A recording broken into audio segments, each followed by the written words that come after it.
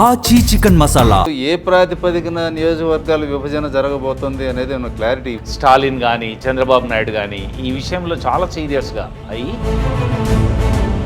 చంద్రబాబు నాయుడు ఏమన్నాడంటే ఇద్దరిద్దరు ముగ్గురు పిల్లల్ని కానండి ప్రతి వాళ్ళు అన్నాడు. మీరు అట్లా బాగా అంటే మేము ఇన్సెంటివ్స్ ఇస్తామన్నారు.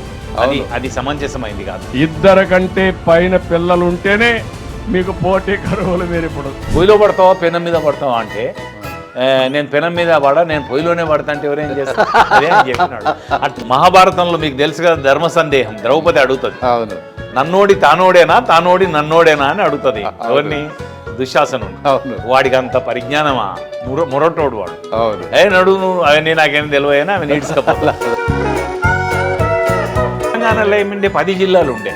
ముందు 16 అన్నారు, లేదు 22 అన్నారు, 26 అన్నారు, 31 అన్నారు, 33 చేసి కూర్చున్నారు. కలెక్టర్ తహసీల్దార్ అయ్యాడు.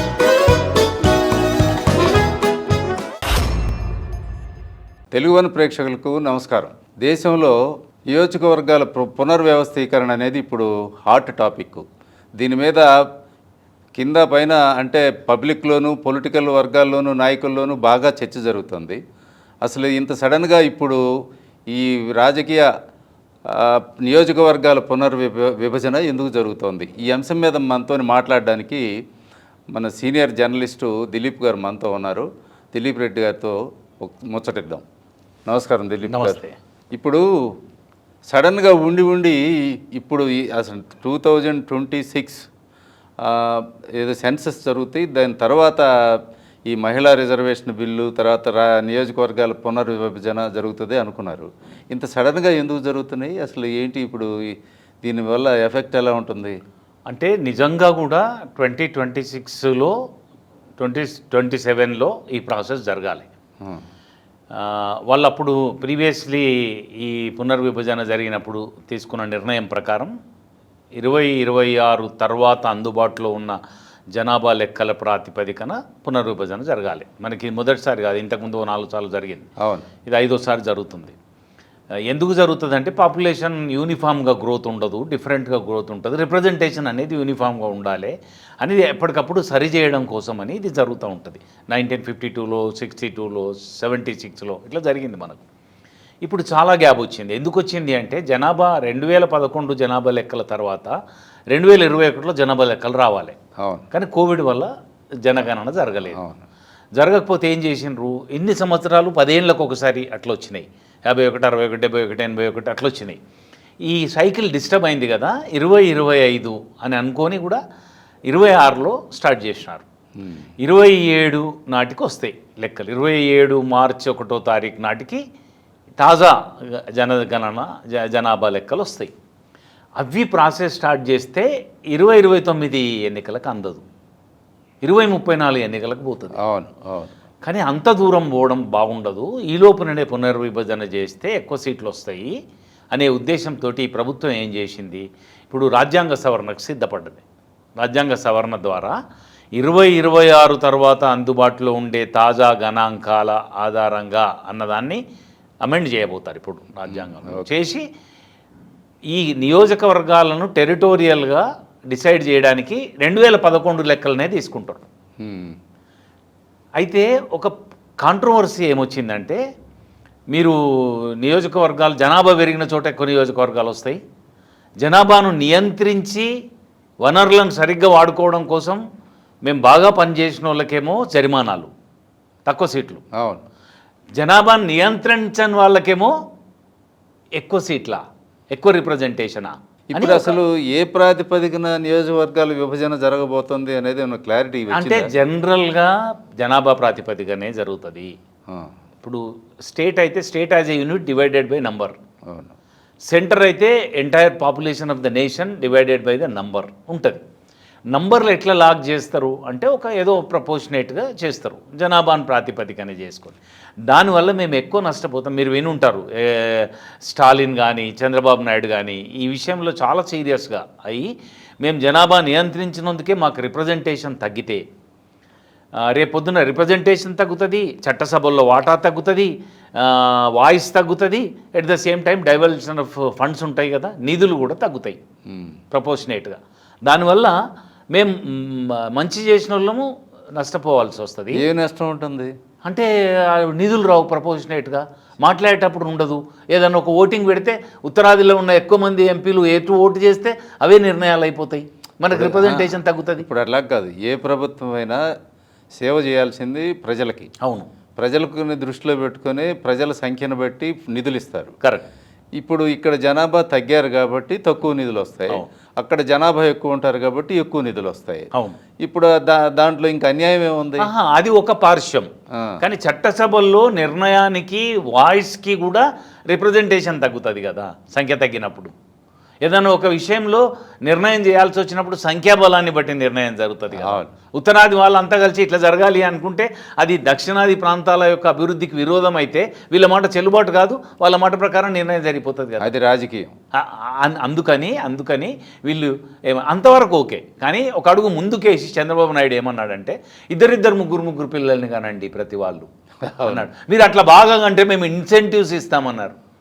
అది సమంజసమైంది కాదు. ప్రోగ్రెసివ్ సొసైటీలో ఇప్పుడు వాడికి ఉన్న పిల్లల్ని బట్టి వాడికి ఉన్న వనరులు పంచుతాడు.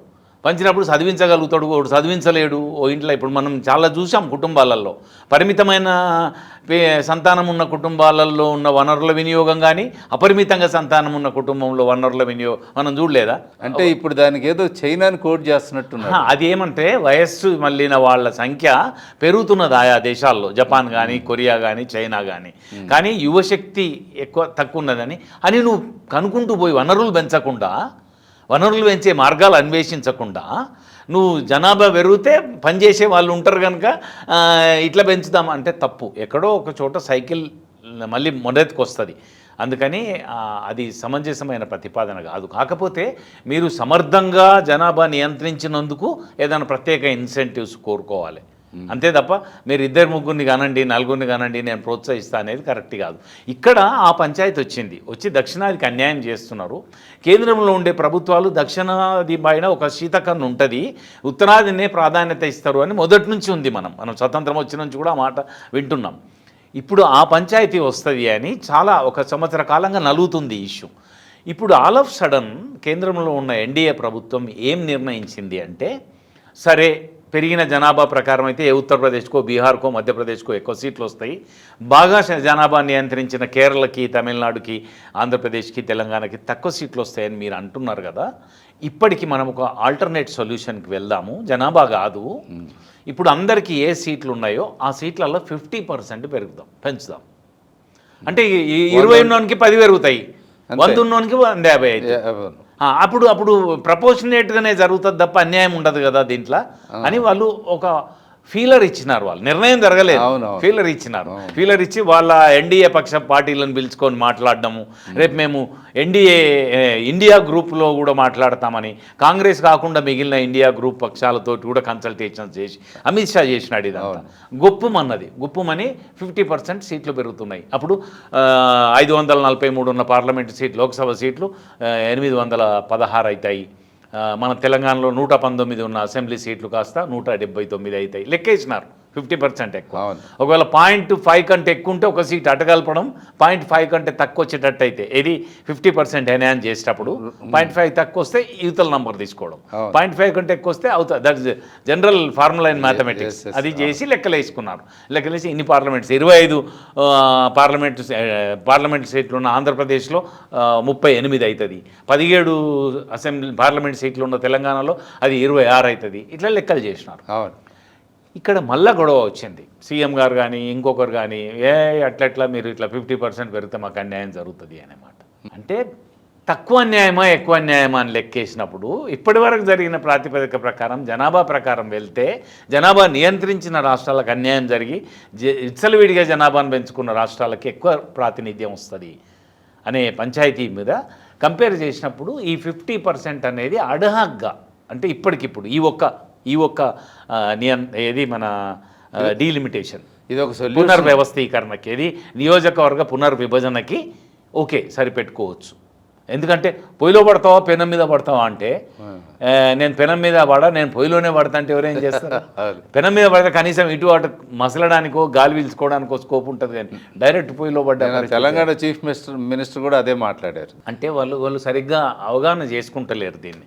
ఇంకా దీంట్లో ఇంకొక అంశం కూడా ముడిపడి ఉంది, మహిళా రిజర్వేషన్ అన్నారు. ఇప్పుడు రిజర్వేషన్ నిజానికైతే 2023లోనే మహిళా బిల్లుని తీసుకొచ్చి చట్టరూపం తీసుకొచ్చినారు. అప్పుడు ఏమన్నారు ఒక మాట అంటే 2026 తర్వాత వచ్చే జనాభా ఆధారంగాను తదనంతరం జరిగే పునర్విభజన తర్వాత ఇది ఎఫెక్ట్లోకి వస్తుంది అన్నారు. అవును. ఇప్పుడు ఏమైంది, 2026 జనగణన 27 మధ్యలో ఎప్పుడో వస్తుంది, అది 29 ఎన్నికలకు సరిపోదు, అప్పుడు 34 ఎన్నికల వరకు ఆగాల్సి వస్తుంది.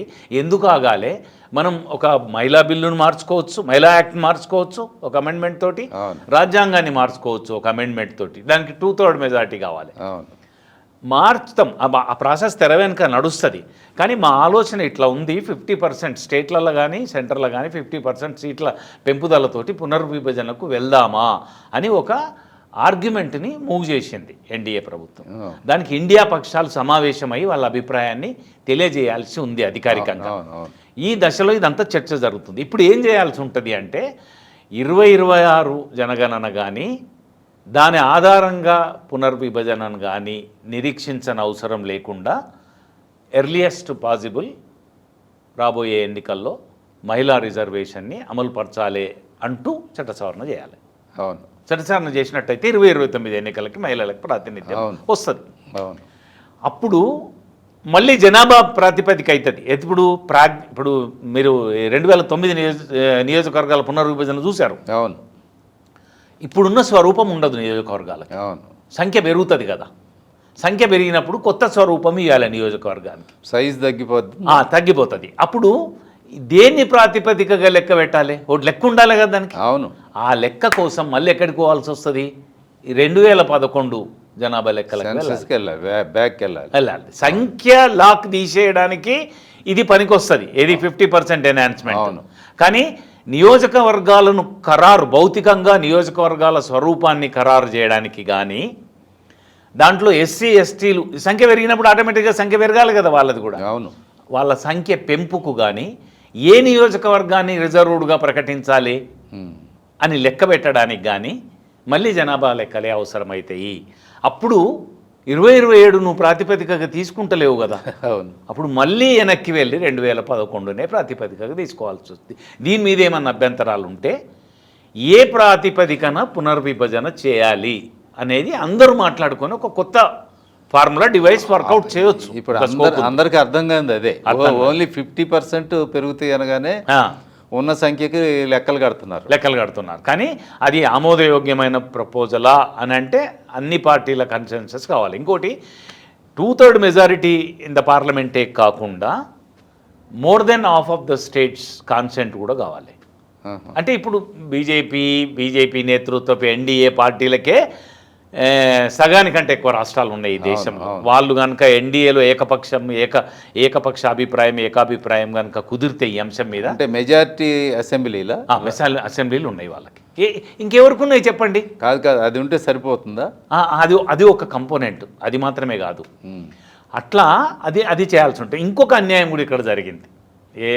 ఏదంటే మన పునర్విభజన చట్టం ఉంది కదా, రాష్ట్ర విభజన 2014లో జరిగిన రాష్ట్ర విభజన పునర్విభజన చట్టంలో ఈ నియోజకవర్గాలు సరిపోవు, ప్రాతినిధ్యం పెరగాలి కనుక మీరు డీలిమిటేషన్ చేసుకోవచ్చు అని అన్నారు.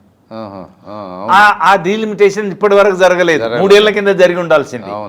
దానివల్ల వచ్చిన నష్టం ఏంటి? ఇప్పుడు చాలామంది ఏమంటున్నారంటే, ఎస్పెషల్లీ ఎన్డీఏ పక్షాలు కానీ బీజేపీ కానీ ఏమంటుంది, అవును అప్పుడు జరగలేదు ఇప్పుడు జరుగుతుంది కదా అని. తప్పు. అప్పుడు జరిగి ఉంటే కూడా ఆ సంఖ్య మీద 50% పెరిగాయి ఇప్పుడు. అంతేగా. అది ఒక ప్రాసెస్ ఆగిపోవడం వల్ల ఇప్పుడు దేశమందరికి జరిగినట్టే 50% ఎన్హాన్స్మెంట్ వస్తుంది. కరెక్ట్.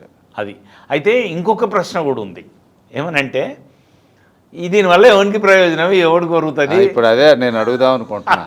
అంటే ఇప్పుడు నియోజకవర్గాల పునర్విభజన జరిగితే పరిపాలనా సౌలభ్యం అనుకోవాలనా లేకపోతే రాజకీయ సౌలభ్యం అనుకోవాలనా? అంటే రెండిటికి పాసిబిలిటీ ఉంటుంది. రాజకీయ సౌలభ్యము ఒకటి, ఇంకొకటి ప్రాతినిధ్యం పెరుగుతుంది. మనది డెమోక్రసీ ఎట్లాంటి డెమోక్రసీ, రెండు రకాలు. ఇది రెపోజిటరీ డెమోక్రసీ అంటే ప్రాతినిధ్య డెమోక్రసీ, అండ్ పార్టిసిపేటరీ డెమోక్రసీ భాగస్వామ్య ప్రజాస్వామ్యం. అందరికీ భాగస్వామ్యం ఉండాలి, ప్రాతినిధ్యం ఉండాలి. ఎందుకంటే ఎంత గొప్ప ప్రజాస్వామ్యం అయినా 4 కోట్ల తెలుగు ప్రజలు రవీంద్ర భారత్లను, త్యాగరాయ గాన సభలను, లేదు కళాక్షేత్రంలోనో కూర్చొని నిర్ణయాలు చేయడం సాధ్యపడదు కనుక అయ్యా మా తరఫున నిర్ణయాలు తీసుకోండిరా మీరు అని 17 మందిని లోక్సభకి, ఒక 119 మందిని అసెంబ్లీకి పంపిస్తున్నారు. ఇది రిపోజిటరీ డెమోక్రసీ. అప్పుడు ఏమవుతుంది, ఒక కాన్స్టిట్యుయెన్సీలో ఇంతమందికి 2 లక్షల మందికి ఒక ఎమ్మెల్యే ప్రతినిధి. అట్లా కాలక్రమంలో ఇలా 30 లక్షల 40 లక్షల జనాభా కూడా ఒక ఎంపీ రిప్రజెంట్ చేసే పరిస్థితి. అంతమందిని అటెండ్ కాగలుగుతున్నాడా, వాళ్ళ సాధక బాధకాలు తెలుసుకోగలుగుతున్నాడా, ఇట్లాంటి క్వశ్చన్ వస్తుంది. దేశంలో పాపులేషన్ ఒక స్థాయిలో పెరిగినప్పుడు అదే స్థాయిలో ప్రజాప్రతినిధులు కూడా చట్టసభలకు పెరగాలి అనే ఒక కాన్సెప్ట్ తోటి ఈ పునర్విభజన. చిన్న సందేహం, ఇప్పుడు ఎన్ని అసెంబ్లీ సెగ్మెంట్స్కి ఒక పార్లమెంట్ ఉంది? ఇప్పుడు ఆయా రాష్ట్రాల్లో ఉన్న పాపులేషన్ బట్టి భిన్నంగా ఉంది. ఇవ మన దగ్గర 7 ఉంది, 7 అసెంబ్లీ ఒకటి, ఇంకో చోట 5 ఉంది, ఇంకో చోట 3 ఉంది, అదే మీరు ఒక చోట 9 ఉంది. ఇన్ని లక్షల మందికి ఒక ఎంపీ అంటే నాకు నిజమే. మరి 7 అసెంబ్లీ సెగ్మెంట్స్ అతను అటెండ్ అవ్వడం, లేకపోతే 7 అసెంబ్లీ సెగ్మెంట్స్ మీద కాన్సన్ట్రేట్ చేయడం, లేకపోతే తనకు వచ్చిన ఫండ్స్ అలాట్మెంట్ కానీ చాలకపోవడం, ఇవన్నీ చాలా సమస్యలు ఉంటాయి కదా. అయితే ఒక్కొక్క రాష్ట్రంలో ఒక్కొక్క స్థాయి ఉంది. రేపు వద్దున కూడా ఒక్కొక్క రాష్ట్రంలో ఒక్కొక్క తరహానే వస్తుంది. ఇప్పుడు ఈ 50% పెరిగిన తర్వాత కూడా ఆ అనామలీస్ ఉంటాయి. కానీ ఒక స్టేట్ని యూనిట్గా తీసుకున్నప్పుడు కొంచెం 1-2% తేడాతోటి యూనిఫామ్గా ఉంటుంది. అది అడగొచ్చేమో కదా, మాకు 5 కాన్స్టిట్యున్సీకి ఒక ఎంపీలను ఇవ్వండి అని ఈ స్టేట్లు డిమాండ్ చేయొచ్చు కదా. 5 ఎందుకంటే ఆ వేరియేషన్ ఇవాళ దేశంలో ఉంది. కొన్ని రాష్ట్రాలు 7 ఉంది, కొన్ని చోట్ల 5 ఉంది కాబట్టి దాన్ని కోడ్ చేసి అడగడానికి ఛాన్స్ ఉంది. అయితే దానికి ఏ ప్రాతిపదికన మారుస్తారు? రాజ్యాంగంలో దానికి ఏమన్నా నిర్దేశం ఉందా? నిర్దేశం ఉంటే యూనిఫామిటీ ఎందుకు లేదు? ఒక రాష్ట్రంలో 5కే పార్లమెంట్ సీటు, ఒక దాంట్లో 7కి ఎందుకు ఉంది? ఇవన్నీ చర్చకు వస్తాయి. అవును.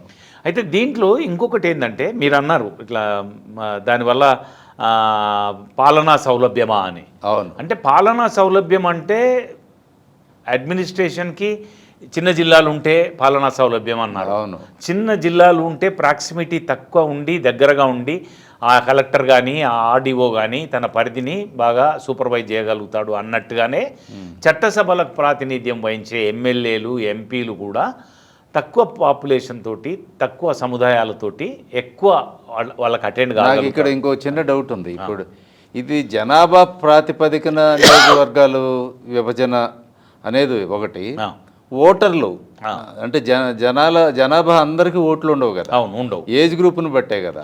ఇది ఓటర్ల ప్రాతిపదికన విభజన జరుగుతుందా?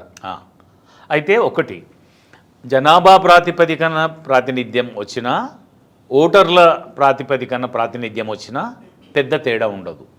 ఎందుకంటే ఎక్కడైనా కూడా యూనిఫామ్గా ఎంత పాపులేషన్ ఉంటే ఎంత ఓటర్స్ ఉంటారు అనేది 19-20 ఫరక్లా. ఎందుకంటే అన్ని చోట్ల అదే 18 సంవత్సరాల నుంచి చనిపోయే వరకు అన్న పాపులేషనే ఉంటుంది కదా, కనుక దాంట్లో వ్యత్యాసం రాదు. కానీ సంఖ్య ఖరారైన తర్వాత ఆ రాష్ట్రంలో ఉండే total population divided by number of constituencies తోటి అగ్రిగేట్ చేస్తారు, కనుక యూనిఫామ్గానే ఉంటుంది. ఏ స్టేట్ ఆ స్టేట్ యూనిట్గా తీసుకున్నప్పుడు యూనిఫామ్గానే ఉంటుంది. పార్లమెంటును కూడా అదే ప్రాతిపదికన డివైడ్ చేసి సంఖ్య ఇచ్చినారు కనుక ఎంటైర్ కంట్రీకి యూనిఫామ్గా ఉంది. కానీ ఇందాక మనం మాట్లాడినట్టుగానే ఆయా రాష్ట్రాలు జనాభాను ఎంత బాగా, ఇప్పుడు కేరళ నియంత్రించినంత గొప్పగా ఉత్తరప్రదేశ్ నియంత్రించలేదు. ఇప్పుడు జనాభానే ప్రాతిపదికగా తీసుకొని 20-27 జనాభా లెక్కల ప్రకారం మళ్ళీ నియోజకవర్గాలు విభజన చేస్తే వాళ్ళకి ఎక్కువ రిప్రజెంటేషన్ ఎందుకు వస్తుంది అంటే 2011 నుంచి మీరు ఆలోచన చేయండి. ఇవాళ 27 అంటే ఎన్ని సంవత్సరాలు? దాదాపు 16 సంవత్సరాలు. అవును. ఈ 16 సంవత్సరాలలో జనాభా గ్రోత్ అక్కడ ఎట్లుంది, ఇక్కడ కంట్రోల్ ఎంత బాగా జరిగింది. అప్పుడు వీళ్ళకి రిప్రజెంటేషన్ తగ్గిపోతుంది కదా. అందుకని ఇప్పుడు ఈ 50% ఉన్నంతలో మెరుగు అని నేను ఎందుకు అంటున్నాను అంటే, మీరు ఆ ఉత్తరం దక్షిణం పంచాయతీ ఉంది, మీరు దక్షిణాదిని నెగ్లెక్ట్ చేస్తున్నారు. ఇప్పుడు మళ్ళీ జనాభాను కుప్పబోసి ప్రతి నియోజకవర్గాన్ని యూనిఫామ్గా చేస్తాం దేశం అంతటా అంటే మీరు ఎక్కువ నష్టపోతారు. ఇది ప్రాతినిధ్య పరంగా నిజంగా దాంట్లో నష్టం ఉందా లాదా నాకు తెలియదు, అది వేరే విషయం. కానీ మీరైతే గొంతెత్తి మాట్లాడుతున్నారు కదా, మాకు ప్రాతినిధ్యం తగ్గితే సంఖ్య తగ్గుతుంది, చట్టసభల్లో మా వాటా తగ్గుతుంది, మా వాయిస్ తగ్గుతుంది, మాకు వచ్చే నిధులు తగ్గుతాయి అని అంటున్నారు. కనుక దానికన్నా 50% ఇది అడాక్లా ఉన్న సీట్లకు 50, నీకు 50 ఉన్న దగ్గర 75 అవుతుంది. ఇప్పుడు శాసనసభ్యులకైనా 2 లక్షలు 3 లక్షలు జనాభా ఉన్న వాళ్ళ జవాబు చెప్పడం ఈజీనా? 1,50,000 మందికి రేపు తగ్గింది అనుకోండి, వీళ్ళని అదే ఈ పీరియడ్ నడుస్తుంటే మనకి డీలిమిటేషన్ జరగలేదు చాలా కాలం. అవును చాలా మంది పొరపడుతున్నారు. ఒక డీలిమిటేషన్ 2009లో ఒక డీలిమిటేషన్ జరిగింది. 2009లో జరిగిన నియోజకవర్గ పునర్విభజనకి ఇప్పుడు జరిగే పునర్విభజనకి ప్రధానమైన వ్యత్యాసం ఏంటంటే అప్పుడు సంఖ్యను ముట్టుకోరు. అవును, సంఖ్య అదే ఉంటుంది, కానీ టెరిటరీస్ని డిసైడ్ చేస్తారు. మీరు అన్నారే ఒక నియోజకవర్గంలో అప్పుడు ఖైరతాబాద్ ఇంత పెద్దది ఉండే, దేశంలోనే లేదు అసెంబ్లీ సెగ్మెంట్. ఇవాళ కూడా మల్కాజిగిరి దేశంలోనే లేనంత పెద్ద నియోజకవర్గం మన మల్కాజిగిరి పార్లమెంట్. ఓటర్స్ కూడా ఓటర్స్ పరంగానే దేశంలోనే అతిపెద్దది. ఇక టెరిటోరియల్గా అంటే మన 2009 పునర్విభజన కంటే ముందున్న భద్రాచలం పార్లమెంట్ దేశంలో ఎక్కడా లేనంత పెద్దది. అవును, టెరిటోరియల్గా. అవును, ఈస్ట్ వెస్ట్ వైజాగ్ ఒక 5 జిల్లాలలో 5 జిల్లాల్లో ఉంది అది. అట్లా 2009లో ఏంటంటే మన 294 అసెంబ్లీ సీట్లు అంతే ఉంటాయి, 42 పార్లమెంటు సీట్లు అంతే ఉంటాయి. పాపులేషన్ని ప్రామాణికంగా తీసుకొని ఈక్వల్ డివిజన్ కోసం పునర్విభజన చేసి టెరిటోరియల్గా ఫిజికల్గా మార్చిండ్రు. అప్పుడు ఏమైంది, జనాభా ఎదుగుదల అంతగా లేని శ్రీకాకుళం విజయనగరంలో సీట్లు తగ్గినాయి డిస్టిక్ యాజ్ ఎ యూనిట్. అవును, కానీ పాపులేషన్ అబ్నార్మల్గా పెరిగిన హైదరాబాదు రంగారెడ్డిలో అసెంబ్లీ స్థానాలు పెరిగినాయి. కానీ మొత్తం నంబర్ మారలే. ఇప్పుడు మొత్తం నంబర్ మారాలి 2026 తర్వాత. అంటే ఇప్పుడు ఏం చేస్తున్నారంటే వాళ్ళన్న 50% ఫార్ములా తోటి నీ నంబర్ వచ్చేస్తుంది. నంబర్ వచ్చిన తర్వాత ఇప్పుడు మనకి 119 పోయి 179 అయింది అనుకోండి. ఈ 179కి తెలంగాణలో ఉన్న పాపులేషన్ని ఈక్వల్గా డిస్ట్రిబ్యూట్ చేస్తారు. ఆ జనాభా ప్రాతిపదిక ప్రకారం బౌండరీస్ ఫిక్స్ చేస్తారు సెగ్మెంట్లకి, అసెంబ్లీ సెగ్మెంట్లకి. నంబర్ 179 వచ్చింది, పాపులేషన్ 4 కోట్ల ఎంతో వస్తుంది. దాన్ని డివైడ్ చేసి ఇంత సగటు అని అన్నప్పుడు ఆ సగటుకి దానికి ఒక ఫార్ములా ఉంది, 5 అంశాలు ఉంటాయి. Proximity, social and cultural relativity and connectivity and continuity అని ఒక 5 అంశాల ప్రాతిపదిక ఉంది. ఆ 5 ముందట పెట్టుకొని ఒకవైపు నుంచి స్టార్ట్ చేస్తారు ఏర్పాటు చేయడం, చేసుకుంటూ చివరి కాన్స్టిట్యున్సీ దాకా వెళ్తారు. అది ఫిజికల్ ఫిక్సేషన్ ఆఫ్ బౌండరీస్. అంటే ఏం తీసుకున్నారో తెలియదు కానీ లాస్ట్ టైము నేను అబ్జర్వ్ చేసిన దాన్ని బట్టి ఒక అసెంబ్లీ నియోజకవర్గం జిల్లా కేంద్రము ఒకటి ఉంటుంది, ఆ పార్లమెంట్ సెగ్మెంట్ వచ్చి ఇంకొకటి ఉంటుంది. కొన్నిసార్లు అది అనివార్యంగా జరుగుతుంది, కానీ వీలైనంత వరకు అట్లా జరగకుండా. అవును, ఒక రెవెన్యూ ఒక డిస్టిక్ ఉంది అనుకోండి, డిస్టిక్ పరిధిలోనే 2 అసెంబ్లీలో 3 అసెంబ్లీలో ఎంత సాధ్యమైతే అంత. ఎందుకంటే ఎంపీ జిల్లా కలెక్టర్తో మాట్లాడాలి కదా, వాళ్ళు డెవలప్మెంట్ బోర్డులో వాళ్ళు మెంబర్లుగా ఉంటారు. అవును, అయితే ఒక్కొక్కసారి ఏమవుతుంది, ఇప్పుడు మహాభారతంలో మీకు తెలుసు కదా ధర్మ సందేహం, ద్రౌపది అడుగుతుంది, అవును, నన్నోడి తానోడి నన్నోడేనా అని అడుగుతుంది. ఎవరిని? దుశ్శాసనుడు. వాడికి అంత పరిజ్ఞానమా, మొరటోడు వాడు. నడు నువ్వు అవన్నీ నాకేం తెలియనా, అవి నీడ్స్కపోతా. ఇక్కడ కాన్స్టిట్యున్సీ డివిజన్ ముందు జరిగిందా, జిల్లా డివిజన్ ముందు జరిగిందా? ఇప్పుడు జిల్లాల రీస్ట్రక్చర్ కూడా అయింది. ఇప్పుడు ఆంధ్రప్రదేశ్లో ఏం చేసినారు, పార్లమెంట్ కాన్స్టిట్యున్సీని ఒక యూనిట్గా తీసుకొని వర్టికల్ డివిజన్ చేసి 26 జిల్లాలు చేసినారు. 13 జిల్లాలని 26, 27 చేసినారు. తెలంగాణలో అట్లా జరగలేదు, మళ్ళీ ఒక 2 చేంజెస్ చేశారు ఈ మధ్య. అయితే తెలంగాణలో ఏమంటే 10 జిల్లాలు ఉండే, ముందు 16 అన్నారు, లేదు 22 అన్నారు, 26 అన్నారు, 31 అన్నారు, 33 చేసి కూర్చున్నారు. అవును, దాంతో ఏమైంది, ఒక అసెంబ్లీ సెగ్మెంట్, ఒక అసెంబ్లీ సెగ్మెంట్ కలిసి ఒక జిల్లా అయింది, లైక్ సిరిసిల్ల. కలెక్టర్ తహసీల్దార్ అయ్యాడు. అట్లా అయింది మరి. అందుకని ఇప్పుడు ఆ స్వరూపాన్ని ఇది డిస్టర్బ్ చేస్తుంది. లేదు అని జిల్లాలు సుదీర్ఘకాలంగా ఉన్న తర్వాత సడన్గా అసెంబ్లీ నియోజకవర్గాలు మారినాయి అన్నప్పుడు మళ్ళీ ఇది దానికి కాంట్రడిక్టరీ అవుతుంది. అట్లా కొన్నిసార్లు కొంతవరకు అవుతుంది, కానీ వీలైనంత వరకు ఒకే ప్రాగ్మాటిక్ యూనిట్లో రావడానికి ట్రై చేస్తాం. అంటే పాలనా సౌలభ్యం అని ఎందుకు అడిగానంటే ఇవన్నీ స్ట్రీమ్ లైన్ కరెక్ట్గా చేసి కూర్చొని చేసి అన్ని ప్రపోజల్స్ ఒకసారి తెస్తే రేపు జమిలీ ఎన్నికలు తేవాలనే ఒక ఆలోచన కూడా ఉంది. అంటే ఒక దేశం ఒక ఎన్నిక. మరి అంత ఆలోచన చేసేవాళ్ళకి కింద గ్రౌండ్ లెవెల్లో పునాదులు ఈ రూట్స్ని కరెక్ట్ చేసుకోవాలి కదా. అవును. ఇప్పుడు హడావుడిగా ఈ కాన్స్టిట్యున్సీస్ బైఫర్కేషన్లో దాని ఉద్దేశం కూడా జమిలీ ఎన్నికలు భవిష్యత్తులో తెచ్చేదానికి ఏమన్నా ఉందా? ఉండొచ్చు, ఆస్కారం కూడా ఉంది. ఏంటంటే దేశవ్యాప్తంగా పునర్విభజన, నియోజకవర్గాల పునర్విభజన ద్వారా వాళ్ళకి ఎక్కడైతే పట్టుందో అవన్నీ కూడా మోస్ట్ పాపులేటెడ్ ఏరియాస్. అవును. దానివల్ల వాళ్ళకు అబ్నార్మల్గా సీట్ల సంఖ్య పెరుగుతుంది. అవును. ఒక్కొక్కసారి యువతలి ప్రాంతంలో ప్రజల యొక్క భిన్నాభిప్రాయాలు వ్యతిరేకతతోటి నిమిత్తం లేకుండా కూడా ఆ నంబర్ తోటి, డెమోక్రసీ నెంబర్ గేమ్ కదా. డెమోక్రసీ అన్ఫార్చునేట్లీ ఇప్పుడు ప్రజెంట్ పార్లమెంట్లో బీజేపీకి మెజారిటీ సీట్లు ఉన్నాయి. ఇప్పుడు ఈ బైఫర్కేషన్ జరిగితే ఆ మెజారిటీ సీట్లు కూడా పెరుగుతాయి కదా ఆటోమేటిక్గా. వాళ్ళకున్న సీట్లలో 50% పెరిగి అపోజిషన్కి ఉన్న సంఖ్యతోటి 50% పెరిగితే కూడా ఆ వేరియేషన్ అట్లాగే ఉంటుంది కదా. అందుకని దీన్ని ఒక అవకాశంగా తీసుకొని వాళ్ళు అంటున్న జమిలీ ఎన్నికలు ఏదైతే 1 నేషన్ 1 ఎలక్షన్ పోతే ఈజీ అవుతుంది వాళ్ళకి రాజకీయంగా. కానీ అది సాధ్యాసాధ్యాల విషయానికి వచ్చేసరికి అక్కడ ఒక చిన్న ప్రాబ్లం ఉంది. ఏమంటే ఇదివరకు లేక కాదు, 1952లో 62లో 73లో ఇవన్నీ కూడా జమిలీ ఎన్నికలే జరిగినాయి. సుమారుగా మూడు ఎన్నికలు, 3 సార్వత్రిక ఎన్నికలు జమిలే జరిగినాయి. కానీ తర్వాత రాష్ట్రాల్లో వచ్చిన పరిస్థితులు, అక్కడ కాన్స్టిట్యూషన్ ఇంటర్ప్రిటేట్ చేసి కేంద్రం రాష్ట్ర ప్రభుత్వాలను రద్దు చేసినప్పుడు, చీలికలు వచ్చినప్పుడు, ప్రభుత్వాలు కూలిపోయినప్పుడు, ప్రభుత్వ వ్యతిరేకంగా అవిశ్వాస తీర్మానాలు పెట్టి ప్రభుత్వాలు కొలాప్స్ అయినప్పుడు టైం డిఫర్ అవ్వకుంటూ వచ్చింది. రాను రాను రాను రాను రాష్ట్రాలు ఒకసారి, కేంద్రం ఒకసారి అట్లా అయింది. షెడ్యూల్స్ అన్ని మారిపోయి ఇప్పుడు చేసినా కూడా అట్లా అవుతుంది కదా అని ఒక ప్రస్తావన ఉన్నది. దాన్ని పరిహరించడానికి మేము కాన్స్టిట్యూషన్ అమెండ్ చేస్తాం కదా. చేసినా ఇప్పుడు ఒకడు ఏదో ప్రభుత్వం కూలిపోయింది 3 ఏళ్ల తర్వాత, ఆ వచ్చే ప్రభుత్వం 2 ఏళ్ళు మాత్రమే ఉండేటట్టు. ఇప్పుడు టర్మ్స్ ఎమ్మెల్సీ రాజ్యసభ టర్మ్స్ ఉన్నాయి చూడు. ఇప్పుడు ఎమ్మెల్సీ ఒక రాజ్యసభ సభ్యుడు ఉన్నాడు, 6 ఏళ్ల కోసం ఎన్నిక అవుతాడు, 4 ఏళ్ళకి చనిపోతాడు. దానికి మళ్ళీ ఎన్నిక జరిగితే 6 ఏళ్ళు ఉండదు, 2 ఏళ్ళకే ఉంటుంది టెన్యూర్.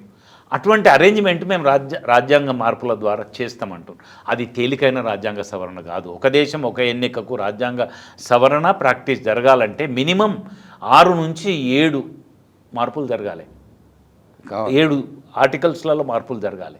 మరి దానికి మిత్రపక్షాలు లేదు ప్రతిపక్షాలు ఎంతవరకు సహకరిస్తాయి? 2/3 మెజారిటీ కావాలి. 2/3 లేదు ఇవాళ ఎన్డీఏకి. మరి అది చాలా పెద్ద ఇష్యూ.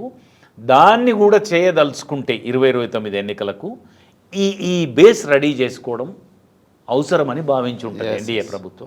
అందుకని ఈ పునర్విభజన దాంట్లో ఈ రాజకీయ సౌలభ్యాన్ని కూడా వెతుక్కొని ఉంటుంది. అంటే ఎగ్జాక్ట్లీ నెంబర్కి రాజకీయ పునరావాసాలు ఒక దెబ్బ 2 పిట్టలు అన్నట్టు, ఇటు సంఖ్య పెరిగి మన ప్రభుత్వం అధికారం స్థిరీకరణ అవుతుంది. ఇంకొక వైపు మనం చాలా కాలంగా ప్రమోట్ చేస్తున్న, అప్పుడు కోవింద్ మాజీ రాష్ట్రపతి గారి నేతృత్వంలో ఒక కమిటీని వేసి కన్సల్టేషన్స్ చేసి సాధ్యాసాధ్యాల మీద ఒక పెద్ద రిపోర్ట్ ఇచ్చినారు. దాంట్లో ఒక 50-60 ప్రతిపాదనల్లో ఏ చట్టాలు సవరించాల్సి వస్తుంది, ఏ ఆర్టికల్స్ని సవరించాల్సి వస్తుంది, రాజ్యాంగంలో పీపుల్స్ రిప్రజెంటేటివ్ యాక్ట్ మార్చాల్సి వస్తుంది, అట్లా రాష్ట్రాలకు ఉన్న షెడ్యూల్స్, మన రాజ్యాంగ షెడ్యూల్స్ని మార్చాల్సి వస్తుంది. ఈ అన్నిటికీ సంబంధించిన ప్రతిపాదనలు వాళ్ళు చేసినారు. అది కూడా సాధ్యమవుతుంది కనుక ఇట్లా వెళ్ళడమే కరెక్ట్ అని ఎన్డీఏ ప్రభుత్వం భావించి ఉండవచ్చు. అవును. అంటే రీజనల్ పార్టీస్ వీటిని కొంచెం వ్యతిరేకించడానికి బలమైన కారణం ఉంది అక్కడ. Regional aspirations and regional priorities అణచితొక్కబడతాయి అక్కడ. అంతేగా. దేశమంతా ఒకే ఎన్నిక, నీ అసెంబ్లీ ఎన్నికలు కూడా ఇళ్ళనే జరిగిపోవాలి అంటే కార్డు మీద 1, 2, 3 అని ఏం టాపిక్స్ వస్తాయి, నేషనల్ ఇష్యూసే ఫిగర్ అవుతాయి. అవును. అంతే తప్ప లోకల్ ఆస్పిరేషన్స్, లోకల్ ఇష్యూస్ అనేవి అణచివేయబడతాయి. అందుకని మా ప్రయోజనాలు ప్రత్యేకంగా చిన్న రాజకీయ పార్టీలు, ముఖ్యంగా ప్రాంతీయ పార్టీలు దీన్ని ఖచ్చితంగా వ్యతిరేకిస్తాయి. ఇప్పుడు ఇక్కడ రేవంత్ రెడ్డి మాట్లాడుతున్నాడంటే ఇది రాజకీయంగా మాట్లాడాడని అనుకోవాలా? నిన్న ఆయన ఈ 50% సీట్లు పెరుగుతాయి అనే దాని మీద కూడా ఆయన వ్యతిరేకంగా దక్షిణాది అన్యాయం జరుగుతుంది అని ఈ చాలామంది ఈ మధ్య నాయకులు మాట్లాడుతున్నారు. ఇప్పుడు ఈ దక్షిణాది ఉత్తరాది పంచాయతీ ఏంటి? దక్షిణాది ఉత్తరాది పంచాయతీ ఏంటంటే పాపులేషనే మళ్ళీ పునర్విభజన అనేది వాళ్ళు దృష్టిలో పెట్టుకున్నారు. పునర్విభజన జరిగితే ఏం ప్రాతిపదికన జరుగుతుంది? జనాభా ప్రాతిపదికన జరుగుతుంది పునర్విభజన. జనాభా ప్రాతిపదికన జరిగితే జనాభా నియంత్రించని వాళ్ళ దగ్గర ఎక్కువ సీట్లు వస్తాయి, నియంత్రించిన వాళ్ళ దగ్గర పెరుగుతాయి. పెరగాయని కాదు, 1, 2, 4 పెరుగుతాయి. ఆడ 40, 50 పెరిగే చోట. ఇప్పుడు జనాభా అంటలేదుగా, ఉన్న సీట్ల మీద 50%. ఇప్పటిదాకా వచ్చిన పంచాయతీ చెప్తున్నా. ఇప్పుడు దానివల్ల మాకు రిప్రజెంటేషన్ తగ్గుతుంది అన్నారు. దానికి సర్దుబాటు చెప్తా వచ్చింది బీజేపీ. ఏమని? అట్లేముండదు అని. అది బ్లఫ్, అది అబద్ధం. చివరికి వాళ్ళు ఏమన్నారు? మీకు తగ్గుతాయి అని ఎవడన్నాడు? పెరుగుతాయి అని ఒక టెక్నికల్ ఆర్గ్యుమెంట్ ప్రమోట్ చేసి. ఏంటి టెక్నికల్ ఆర్గ్యుమెంట్ అంటే ఎవరికి తగ్గాయి, అది నిజమే, ఎందుకంటే అందరికి పాపులేషన్ పెరిగింది. కానీ పెరుగుదల రేషియో ఎట్లుంటుంది? ఇక్కడ 3 పెరుగుతాయి, 30 పెరుగుతాయి. అవును, అప్పుడు అన్యాయం జరుగుతుంది కదా. వాళ్ళు అది సైలెంట్గా ఉండి తగ్గుతాయని ఎవరన్నారండి, మీకు కూడా పెరుగుతాయి అన్నారు. అది సరిపోదు అని బాగా వ్యతిరేకత వచ్చేసరికి ఇది వయా మీడియా ఏదో ఒకటి తీసుకోవాలి. ఇప్పటికైతే వాళ్ళ గోల్ వేరేది ఉంది, సీట్లు పెంచుకోవాలి, ఎలక్షన్కి వెళ్ళాలి. మరి వీళ్ళు ఒప్పుకుంటలేరు కదా. ఏదన్నా కొంచెం ఆట విడుపు, డీల్ మాంజా అంటాం కదా, డీల్ మాంజాలో ఏమన్నారంటే 50% పెంచుతాం, అందరికి ఈక్వల్గా పెరుగుతాయి కదా, అప్పుడు జనాభాతో నిమిత్తం లేదు కదా అప్పుడు అని ఇది పెట్టినారు. ఇప్పుడు వీళ్ళు స్టడీ చేయాలి. ఇంతకన్నా బెటర్ డివైస్ ఉంటే వాళ్ళు రావాలి ప్రతిపాదనతో. ఇండియా కూటమి గ్రూప్స్ ఉన్నాయి. మీరు ఇచ్చిన ఇందాక హింట్ ఇచ్చారు చూడండి, ఈ బైఫర్కేషన్ అప్పుడు పెంచాలి, అప్పుడు ఫ్రీడమ్ ఇచ్చారు, వాళ్ళు చేసుకోవాల్సింది మిస్ చేసుకుని ఉండాల్సింది. 2 రాష్ట్రాలకి సంఖ్య పెరిగేది. ఇప్పుడు ఈ 2 రాష్ట్రాలు ఆ పాయింట్ మీద కూడా ఇప్పుడు సాధ్యం కాదు. ఇప్పుడు దేశమంతా జరుపుతున్నప్పుడు నీకు మళ్ళీ అది జరిపి దాని మీద మళ్ళీ ఇది జరపరు. నీ టైంకి జరిగి ఉంటే నీకు లబ్ధి పొంది ఉండేవాడివి. జరగలేదు కనుక నువ్వు ఇప్పుడు ప్రవాహంలో కొట్టుకుపోవాల్సిందే. మిగతా అందరికీ ఏది వస్తుందో అది తెలుగు రాష్ట్రాలు రెండింటికి వస్తుంది. ఎందుకంటే జమ్మూ కాశ్మీర్ మీకు గుర్తుండి ఉంటుంది, వాళ్ళకి అనుకూలంగా చేసుకున్నారు. జమ్మూ ప్రాంతంలో నియోజకవర్గాలు పెంచారు, ముస్లిం పాపులేషన్ ఉన్న కాశ్మీర్లో పెరగనివ్వలేదు, దానివల్ల అడ్వాంటేజ్ తీసుకున్నారు అని అన్నారు కదా. అవును, దాని మీద వాళ్ళకి ఇప్పుడు 50% పెరుగుతుంది, ఆ పెరుగుదల మీద. అవును, అది ఇక్కడ మిస్ అవుతుంది తెలుగు రాష్ట్రాలు. ఇప్పుడు సైజు నియోజకవర్గాలు తగ్గిపోతే ఆటోమేటిక్గా ఎమ్మెల్యేలకి వీళ్ళకి వచ్చే ఆదాయం కూడా తగ్గిపోద్ది కదా ఇప్పుడున్న పాలిటిక్స్. అంటే అది కరెక్ట్ కాదు కదా, ఆదాయం ఉండాలి అని మనం ప్రమోట్ చేయలేము కదా డెమోక్రసీలో. ఇంకొకటి అంటే పబ్లిక్ సైజు తగ్గేటప్పటికి ఓట్లు ధరలు కూడా పెరిగిపోతాయేమో. రేపు ఓట్లు వేసేటప్పుడు ఎలక్షన్స్లో చూడాలి. అదంతా అనధికారికంగా జరిగేదే కదా, తప్పని కదా. అంటే మనం తప్పే, ఎలక్షన్ కమిషన్ నిబంధనల ప్రకారం డబ్బులు పంచకూడదు ఓటర్లు. అంటే ఈ చర్చ కూడా సరదాగా నిన్న తెలంగాణ లాబీలో నేను జరుగుతుంది. మీకు ఉదాహరణకు చెప్తా, చర్చ ఏ రూపంలో వస్తుందో తెలియదు. నేను ఒక సెంటర్ నుంచి ఇంకో సెంటర్ మీటింగ్కి వెళ్తూ ఉంటే డ్రైవర్ అడిగినాడు, ఏంటి సార్ ఇంతమంది ఫోన్లు చేస్తున్నారు టీవీ చర్చకు రమ్మని, ఏం నియోజకవర్గాలు పెరుగుతున్నా, నా మాటల్ని బట్టి అవును గ్రహించాడు. నియోజకవర్గాలు పెరుగుతున్నాయా అన్నాడు డ్రైవర్. అంటే అవును పెరుగుతున్నాయా అంటే, ఏమొస్తుంది సార్ నియోజకవర్గం పెడితే ప్రజలకి ఏమొస్తుంది అన్నాడు. అంటే ఏమొస్తుంది అంటే చాలా తక్కువ మందికే ఒక ఎమ్మెల్యే దొరుకుతాడు కదరా అంటే, దానివల్ల ఏం ఉపయోగం సార్, బహుశా వాళ్ళకు ఉద్యోగాలు పెరుగుతాయేమో, ఎమ్మెల్యే గిర్లు పెరిగి, మంత్రి పదవులు పెరిగి, ఎంపీ గిర్లు పెరిగి, చాలా సింపుల్ అని వాడు అదేదో అనలేకపోతున్నాడు. ఏందిరా నువ్వు అనేది రాజకీయ నిరుద్యోగులకు పునరావాసం అంటే, అదే సార్ నేను అనేది అదే అని చెప్పినాడు. అట్లా భావించే వాళ్ళు అట్లా భావిస్తారు. ప్రాతినిధ్యం తక్కువ మందికి వాళ్ళకు వాయిస్ చట్టసభల్లో అసెంబ్లీలో కానీ ఇంతకుముందు 10 లక్షలు 20 లక్షలు 50 లక్షలు ఉంటే ఇప్పుడు ఇంకా తక్కువ సంఖ్యకు కూడా ఒక ఎమ్మెల్యే ఉండడం, ఒక ఎంపీ ఉండడం అనేది ఒక పాజిటివ్ సైడ్. ఇప్పుడు ఎలక్షన్ల ఖర్చులు పెరుగుతాయా తరుగుతాయని కూడా మాట్లాడుకుంటున్నారు ఎమ్మెల్యేలు. ఆటోమేటిక్ అది నిర్వహణ పరంగా ప్రభుత్వానికి పెరుగుతుంది. ఎన్నికలు గెలిచి రావడానికి జరుగుతున్న ఇప్పుడు చట్టసభలు మనం మాట్లాడుకోము తప్పని, కానీ నేను ఒక election commissioner, retired election commissioner ఒక పుస్తకం రాస్తూ హీ కోటెడ్ వాజ్పేయి అంత గొప్ప నాయకుడు గనక, ఆయన నిజాయితీ అంత గొప్పది గనక ఆయన ఒక మాట అన్నాడు, ఇవాళ రేపు రాజకీయాలు ఎట్లా తయారయ్యాయంటే ఒక పచ్చి అబద్ధంతో కెరీర్ స్టార్ట్ అవుతుంది పాలిటీషియన్స్ది అన్నాడు. ఏంటి అబద్ధం అని అడిగితే చట్టసభలో చెప్పినాడు, పార్లమెంట్లో చెప్పినాడు. ఎలక్షన్ నిర్వహించొచ్చి ఎంపీగానో ఎమ్మెల్యేగానో ప్రమాణం చేసేటప్పుడు నిబంధనలకు కట్టుబడి నేను ఎన్నిక గెలిచి వచ్చినా అంటాడు. ఎక్కడ గెలిచి వచ్చినాడు? వాళ్ళు నిర్ణయించిన డబ్బెంత, ఈయన ఖర్చు చేసిన డబ్బెంత. అవును అంటే ఒక అబద్ధంతో కెరీర్ స్టార్ట్ అవుతుంది, పొలిటికల్ కెరీర్ అవును అని అన్నాడు ఆయన. అవును ఆయన కనుక అనగలిగాడు. అవునవును అట్లా అబద్ధాలు మాట్లాడుకోవద్దు, నిజాలు మాట్లాడుకోవాలంటే మీరు అన్నట్టు నిర్వహణ వ్యయం పెరుగుతుంది, ఎన్నికలు గెలిచి రావడానికి వెచ్చించే డబ్బు పెరుగుతుంది. అవును ఓకే. అయితే వీటి మీద ఒక నియమ నిబంధనలు అంటే దీనికంతా ఒక ఎగ్జిక్యూషన్ ప్లాన్ తయారయ్యాక మళ్ళా మనం దీని ప్రాసెస్ స్టార్ట్ చేసినప్పుడు ఏ క్రైటీరియా తోటి ఫిజికల్ బౌండరీస్ ఖరారు చేస్తున్నారు, సంఖ్యకు ఒప్పుకున్నారా అన్ని పక్షాలు అనేది ఆ సాధక బాధకాలను బట్టి దాన్ని మంచి చెడు అప్పుడు మనం మళ్ళీ discuss చేయాలి. మాట్లాడుకుందాం. నమస్తే.